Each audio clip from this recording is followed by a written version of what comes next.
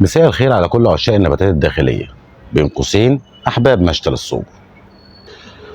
النهاردة هنتكلم عن جهاز سعره سعر نبات واحد، بس هو هيحمي لك حرفيا نباتات كتيرة جدا جدا جدا. كل النباتات اللي موجودة عندك، النباتات الداخلية، هيحميها لك.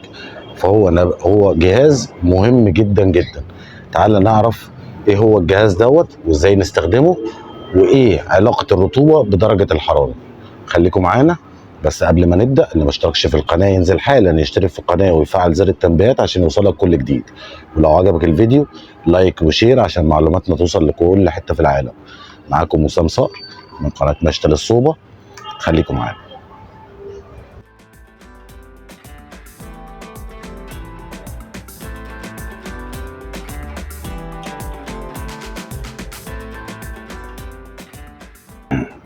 في البدايه لازم نبقوا عارفين ان نباتاتنا دي الداخليه هي كلها نباتات استوائيه.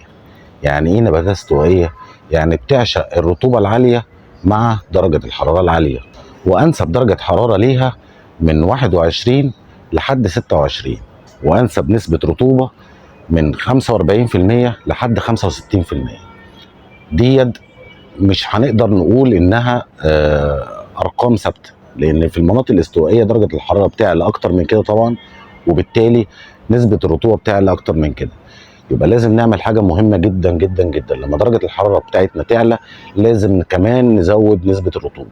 ما ينفعش ان احنا نسيب درجه الحراره مرتفعه مع رطوبه منخفضه. ده هيعمل ايه؟ ده هيخلي النبات يقفل الصغور بتاعته، وبالتالي مش هيقدر يعمل عمليه البناء الضوئي او الوظائف الحيويه بتاعته. فالنبات هيبقى خامل وهيبدا يخش في مرحله موت. كويس. في نفس الوقت ما ينفعش ان انا يبقى الرطوبه عاليه قوي والنبات بتاعنا درجه الحراره بتاعتنا منخفضه. ده هيعمل لنا حاجه وحشه برضو. هيجيب لنا اعفان في النبات وهيسبب لنا مشكله. يبقى اذا هو بالانس. مفروض ان احنا نناسب المواضيع. طالما درجه الحراره بتعلى يبقى لازم نرفع نسبه الرطوبه. علشان كده النهارده انا جبت لكم الجهاز دوت، وده مهم جدا جدا. سعره مش غالي، في حدود ال 300 او 350 جنيه. هتلاقوه على مواقع البيع كتير قوي موجود. ومش لازم اجيب حاجه عاليه. اهم حاجه نعرف الرنجات بتاعته، يعني عشان نعرف ننسب درجه الحراره مع نسبه الرطوبه. زي ما انتم شايفين كده، انا دخلت الصوبه النهارده لقيت درجه الحراره عاليه جدا ونسبه الرطوبه منخفضه قوي. علشان كده لو تاخدوا بالكم ان انا الارض غرقانه ميه، يعني في الارض غامقه اهيت فيها ميه كتير. ولو بصينا للجهاز اللي بيقيس لنا درجه الحراره والرطوبه هتلاقوا تقريبا نسبه الرطوبه 99%. طبعا دي عاليه جدا جدا جدا. دي مش هتقعد كتير بالمنظر دوت. ده يا دوبك ممكن نص ساعه ولا حاجه ونسبه الرطوبه دي تنزل، لان عندي درجه الحراره هي 29 درجه مئويه زي ما انتم شايفين. فطبعا دي غير الكلام خالص اللي انا قلته في البدايه. لو النسبه دي، درجة الحرارة دي مع نسبة الرطوبة دي قعدت مدة طويلة، النبات هيصاب بتعفن زي ما انا قلت. ولو حصل العكس النبات هيصاب، يعني نسبة الرطوبة قلت مع درجة الحرارة العالية، النبات هيصاب مش هيعمل وظائفه الحيوية، وبالتالي هيخش في طور الموت، يعني هيموت. طيب انا هعرف منين الكلام دوت؟ وهعرف نسبة الرطوبة منين ومن غير الجهاز دوت؟ الجهاز ده فيه جميل جدا جدا. هو جهاز، وعلى فكرة الجهاز اللي معايا دوت من النوع الغالي شوية. احنا مش مهم ان احنا نجيب النوع دوت، في انواع ارخص من كده كتير. بس اهم حاجة ان احنا يكون جهاز بيقيس لنا نسبة الرطوبة ودرجة الحرارة. ده فيه شوية اوبشنز كتيرة قوي مش مهمة بالنسبة لك. خلينا نتعرف على الجهاز.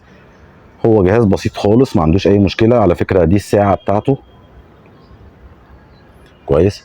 ودي هنا فوق بتبقى درجه الحراره، وهنا تحت نسبه الرطوبه. انا مش عايز، هي ممكن معيش، مش هعوز الساعه ديت او الساعه والتاريخ دول، يعني انا مش مهم بالنسبه لي.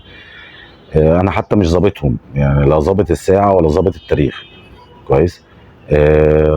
دي مش مهم بالنسبه لي. انا المهم بالنسبه لي درجه الحراره ونسبه الرطوبه.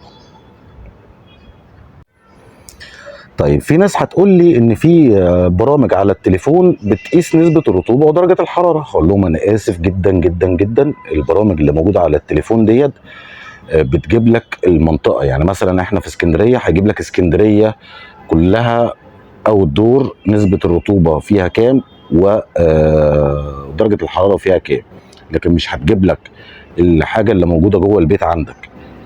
كويس. فانت محتاج جهاز متخصص ان هو يعمل لك الكلام دوت. طيب لو حصل احنا لقينا درجه الحراره عاليه ولقينا نسبه الرطوبه هربانه، المفروض علينا نعمل ايه؟ اول حاجه هنعملها ان احنا لازم نرش احماض امينيه، عشان دي تعتبر صدمه من الصدمات اللي بيتعرض ليها النبات. نرش احماض امينيه.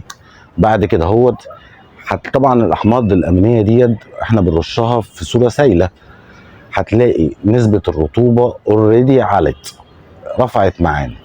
كويس.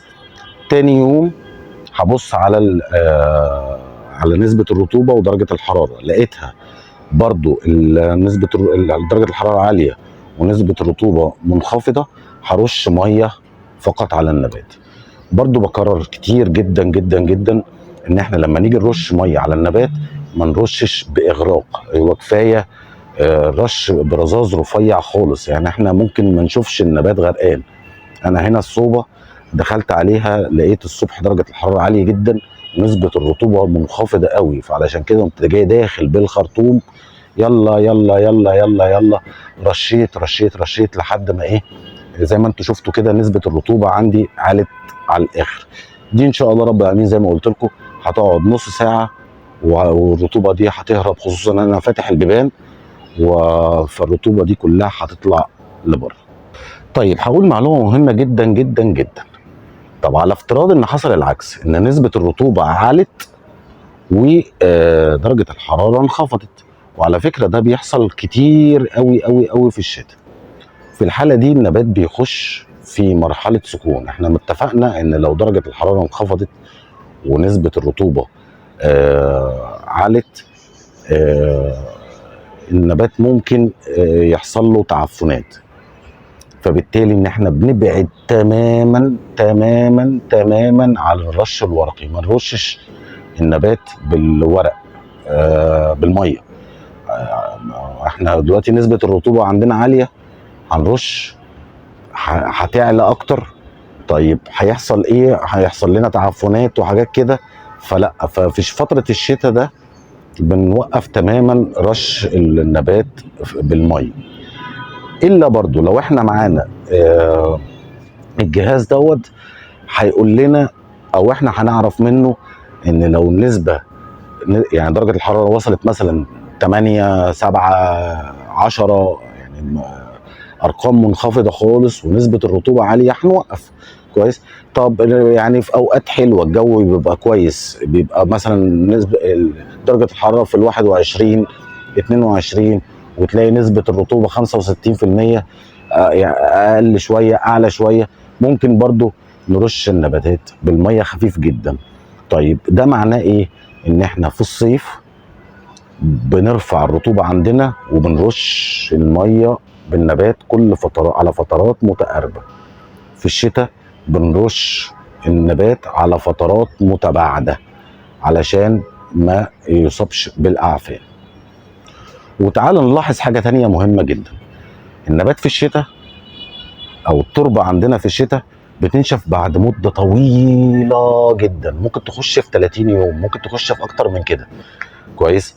انا بتكلم برضو على فكره عن النباتات الداخليه، ممكن تخش في اكتر من كده. طيب ده ليه؟ علشان النبات مش بيعمل العمليات الحيويه بتاعته بشكل مستمر او بشكل طبيعي، فبالتالي مش بيمتص الميه الموجوده في التربه. فعشان كده بتقعد الميه مده طويله جدا. حذاري حذاري حذاري ان احنا بكرر كتير الكلمه دي على فكره، ان احنا نروي الزرع والتربه مبلوله. لازم اسيب التربه تنشف خالص بعد 10 ايام، بعد 15 يوم، بعد 30 يوم، بعد شهرين.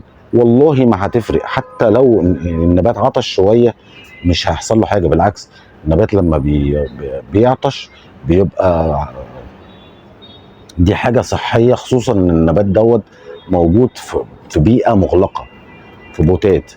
عشان كده بيبقى النبات ده سهل جدا التعرض للاعفان. لغايه هنا اكون خلصت وقلت لكم كل المعلومات. الجهاز ده فعلا جهاز مهم جدا، هو اللي هيقول لك نسبه الرطوبه ودرجه الحراره، وتقدر ترفع وتنزل زي ما انت عايز في الاتنين. من غير الجهاز دوت حضرتك هتبقى تايه، مش شايف، ما عندكش، مش شايف اي حاجه. خصوصا ان احنا نباتاتنا داخليه، النباتات الداخليه دي بتبقى محميه من درجات الحراره الخارجيه. درجه الحراره اللي بتتقلك في التلفزيون او بتتقلك على الموبايل او بتتقلك هنا او هنا، دي درجه حراره خارجيه بره مش جوه. ويا رب يكون الفيديو عجبكم. لو عجبك الفيديو ما تنساش تدعمنا بلايك، واللي ما اشتركش في القناه ينزل حالا يشترك في القناه ويفعل زر التنبيهات عشان يوصلك كل جديد. واي سؤال اكتب لنا في الكومنتات تحت، واحنا ان شاء الله رب العالمين هنجاوب عليه. وشير الفيديو على قد ما تقدر علشان معلوماتنا توصل لكل حته في العالم. كان معاكم وسام صقر من قناه مشتل الصوبه. اشوفكم في فيديو جديد ان شاء الله.